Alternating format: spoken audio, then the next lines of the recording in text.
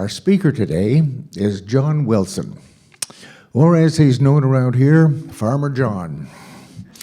John is an expert organic farmer and educator of anything you'd ever want to know about compost and soil.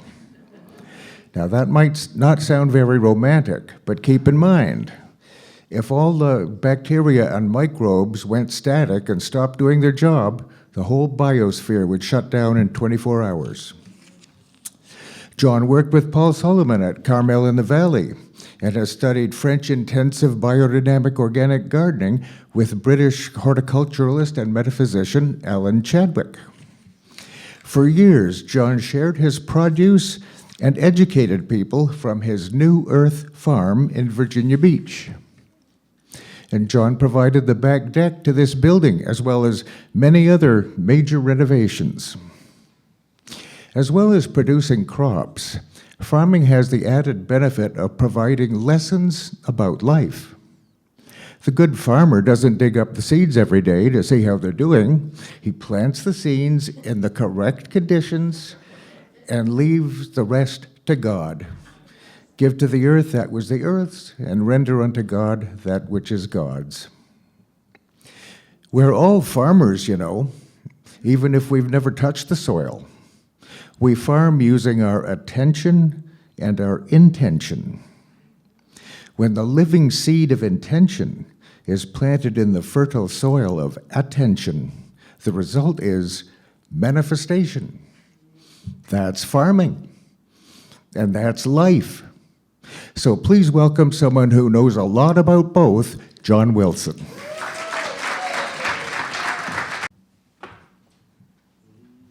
I gotta have a seat. Got a mushy leg.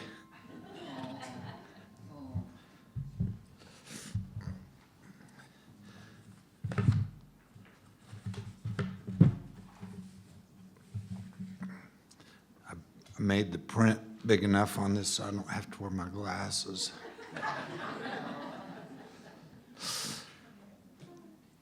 Greetings, beloveds.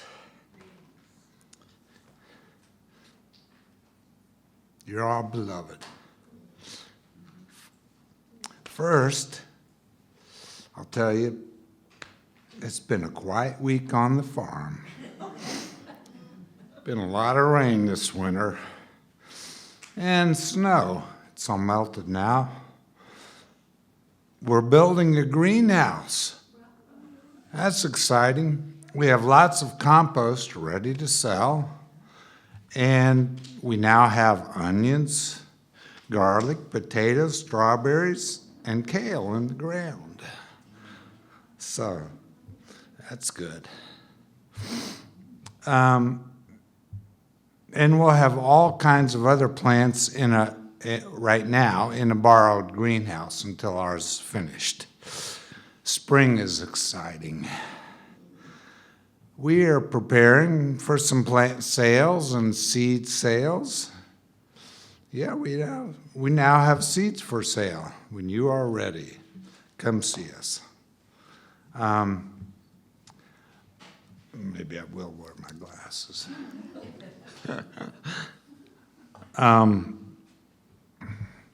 Yeah, I have two main passions in life. One is growing food and making compost.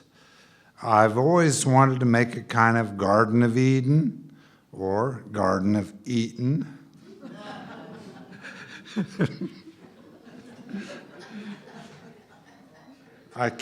My mom used to say I came into the earth to eat.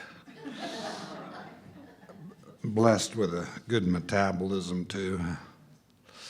That's my physical life, my earth life passion. The other place, my other passion is a place in us where we interact with the spiritual realms. In truth, I think they are one, but we have separated them. So now the spiritual hides behind a veil. Dreams can be a way to reach beyond the veil.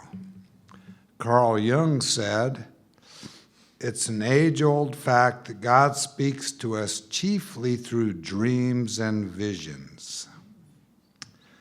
which he sometimes referred to the numinous. Now, I'm a dreamer. Some people have more dreams than others, or I guess, but I've had and remembered a lot of dreams, and I've had some visions. But guess what? I bet that's true for you, too.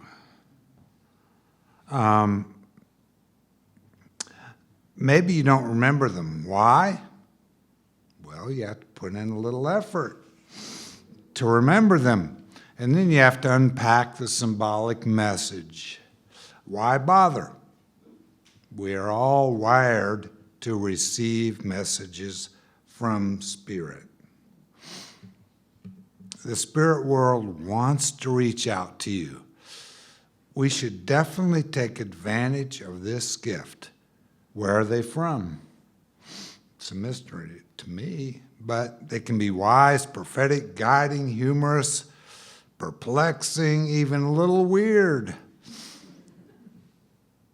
I call the place where my dreams are made of my dream maker. They can be from different places, like the subconscious, from God, angels, sometimes too much pizza. You've all had a dream like that, right? I want to tell you why I think they're important. First, it's your own guidance system from within you. You don't have to listen to a guru or a channeler, the TV, or any other source to get these messages. This is your own curated source of wisdom. You might need to do a little bit of work to figure them out. It's well worth it. Sometimes we have to start small, like with worms.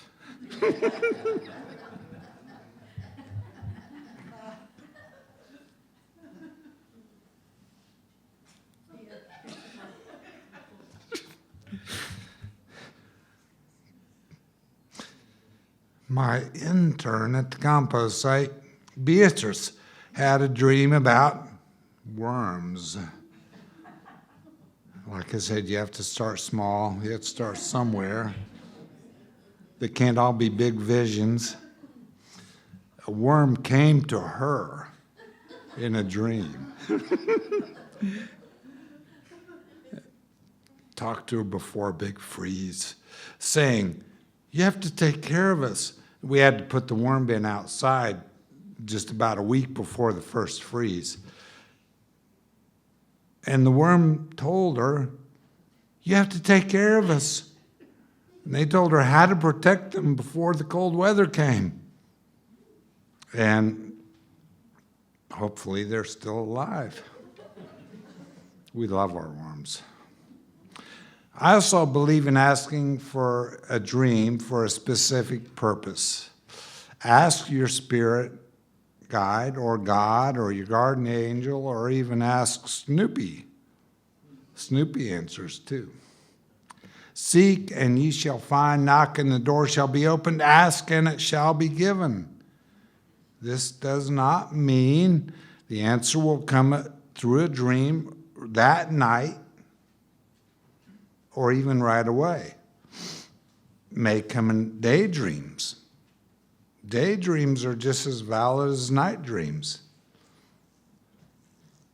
Maybe from a random stranger or a line out of a book you've read.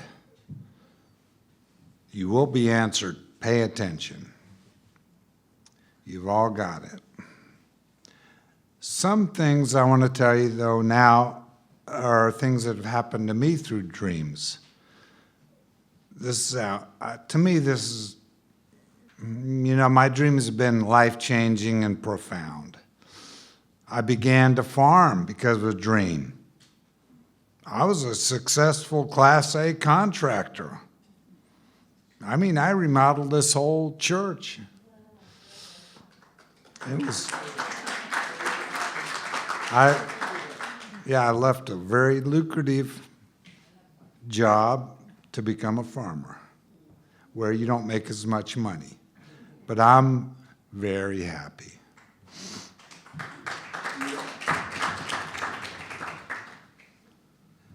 Then one time, in another dream, a woman came to me.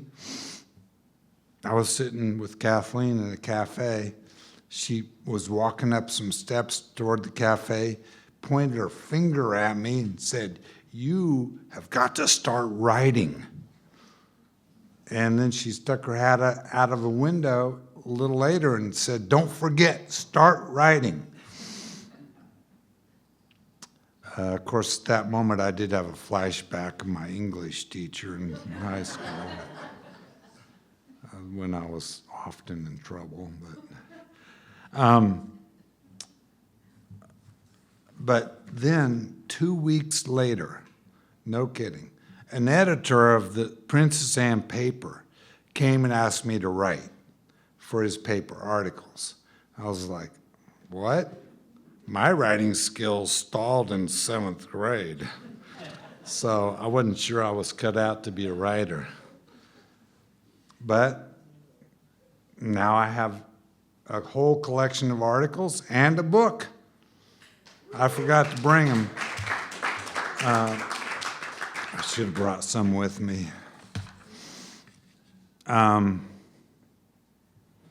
Yeah, my articles in the book, that book, are based on my work and philosophy about soil and farming. Another whole topic there, but now of particular importance, how dreams can affect you. I got a good wife.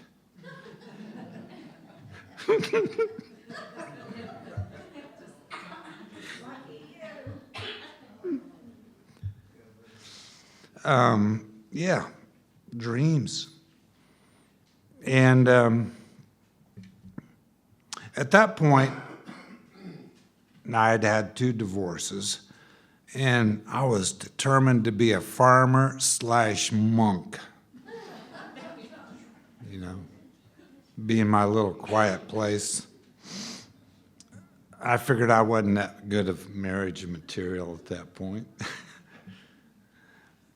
But my dreams kind of hit me over the head with something like, "Wake up, dummy, there's a good woman over there."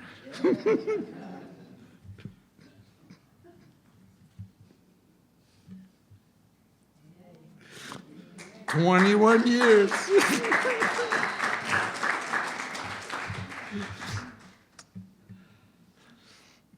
And also a very important life teaching came to me. By the way, I can't tell even a fraction of the dreams I've had that have helped me and guided me and been synchronistic. But one important one I'll mention is, well, I'm not going to tell the whole dream, but I learned there was life after death. And to say that another way, there is no death. I had met some friends who had passed on in a place reminiscent of, somewhere up along the Rainbow Mountain. It felt like a sacred place, and it was much more than a dream. It was a great comfort to me.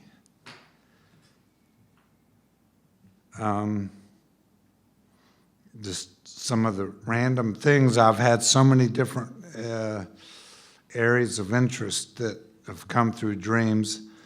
I've also encountered UFOs, first in literature, next in dreams, and I've now seen them and experienced them in profound ways that leave no doubt to me as to their existence.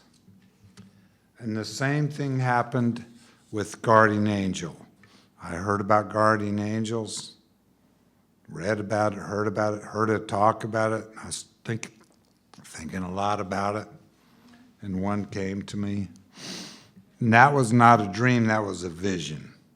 So It's all the same category. Dreams, to me, dreams, visions, synchronicities, and I'm telling you, they're available to everybody. So don't cut yourself short. Oh, okay. I've also healed generational wounds. Sometimes they deal with hard things. I had dreams of family members who had been abused and where our lives intersected. And there was a lot of turbulence there, which took me time to heal. But one night I was handed a book by a partner about healing from abuse. And it included a section for those people close to the victim. Right at that moment, that very night, I'm sitting there getting this book from a partner. My mother called. She said she started reading.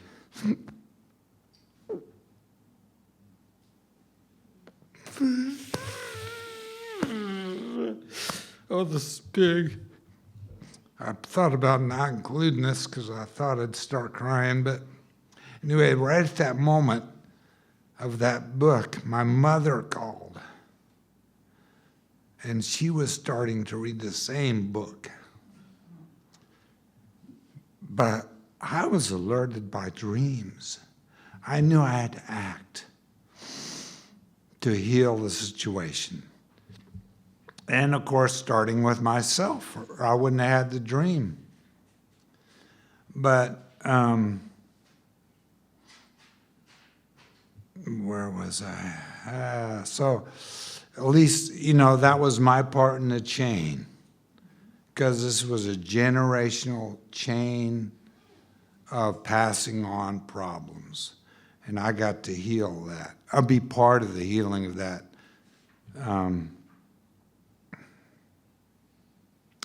And then another kind of dream, I've had shared dreams with good friends where I had a dream, but toward the end of that dream, he had also had a dream that started right toward the end of mine, and they were exactly the same.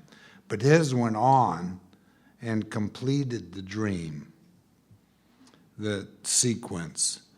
We were very good childhood friends and really developed a strong connection. And dreams, can overlap. Mine was over here, and ours intersected, and it went on, his went on. And we were learning how to fly, by the way. That was kind of fun. Just in our bodies, like, woo. It's really fun.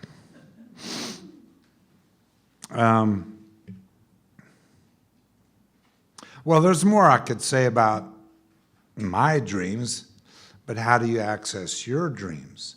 You have to want to. You have to make an effort.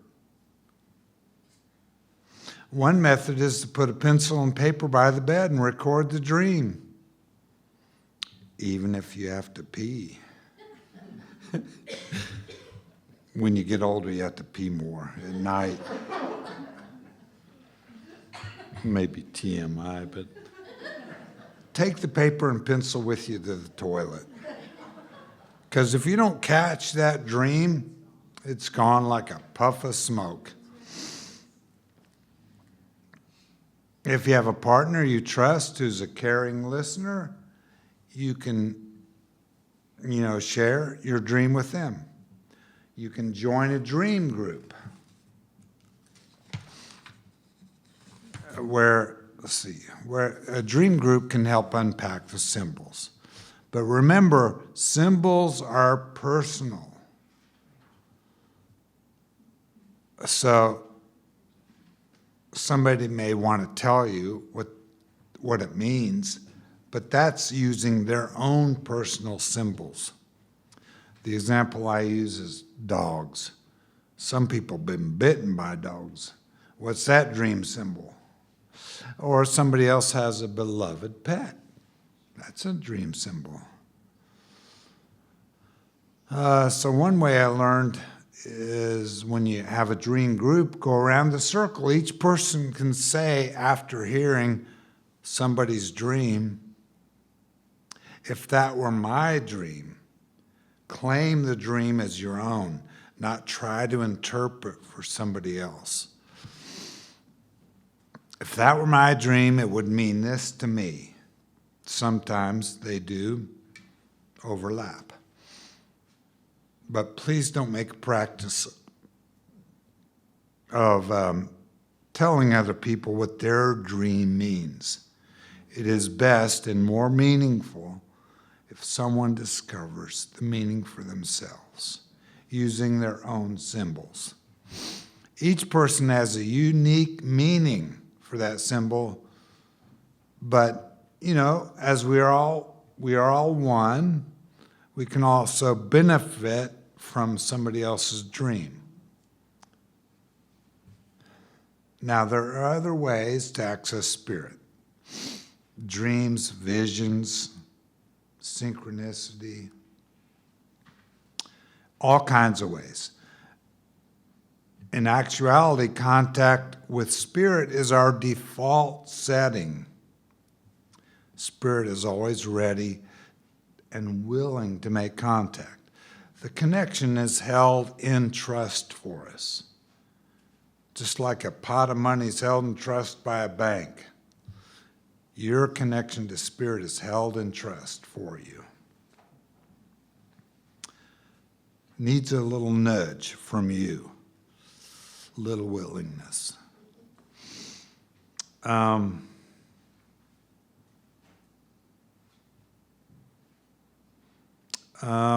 One vision I had while awake, and this one indeed was a vision. I've had more dreams than visions, but a lesson was given to me.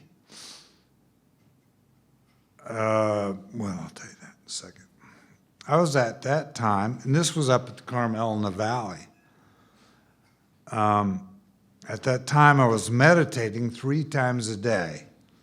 My lifestyle permitted it, and I was very set on discovering the secrets of the universe. But we're given a little bit of that. I still do have that interest somewhat, but the process I had was, and this was 3 times a day, I was committed. I had a habit of reading inspiring spiritual literature, then meditating and praying. I would often feel peace come over me, which was wonderful. This day was different. One day when I was finished, now here's the lesson. I was finished meditating. Okay, spiritual time is over. But then I lay back on my bed before getting ready to go back to work. I was plunged into a scenario where I saw a hand appear in my inner vision. Just a hand. It touched down on a disc. I then heard a low rumbling vibration that also filled my whole body, like I was vibrating at this low level. Then the hand came down again on another disc. This time I felt and heard high-pitched vibration. It then increased in pitch to the point that I couldn't take anymore. I opened my eyes and sat up like I thought I was going to explode with the intensity of that vibration. Right then, a friend came out to my teepee. I did live in the teepee, by the way. And stuck his head in the flap and said, "What just happened?" I mean, he was somewhere else on the farm and just felt it. I mean, that was another part of the lesson, connection with other people. He knew something had happened important. We had been meditating together and becoming tuned into one another. It was a good connection. You know, where two or more are gathered in my name, there am I in their midst, said Jesus. I've had a few others, all profound, life-changing. I would say that after an experience like that, you can never go back to a, quote, normal life.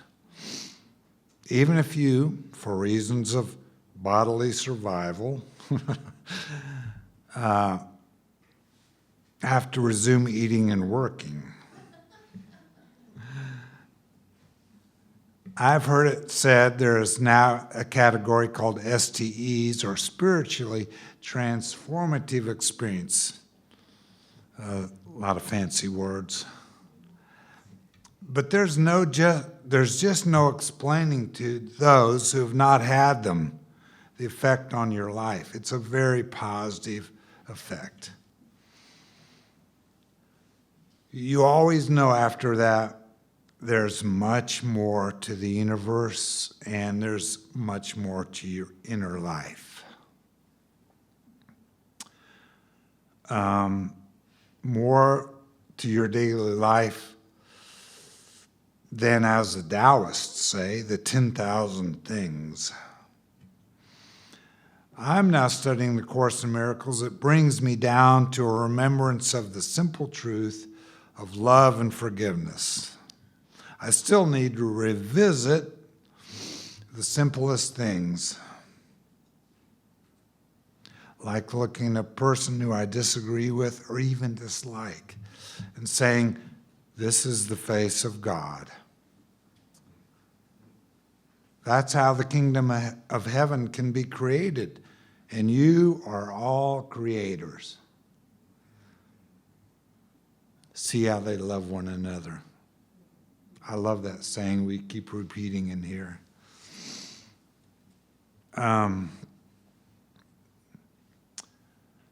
So look for the signposts along the way in dreams and visions, or peace while meditating, and the love that exists in moments and places like this.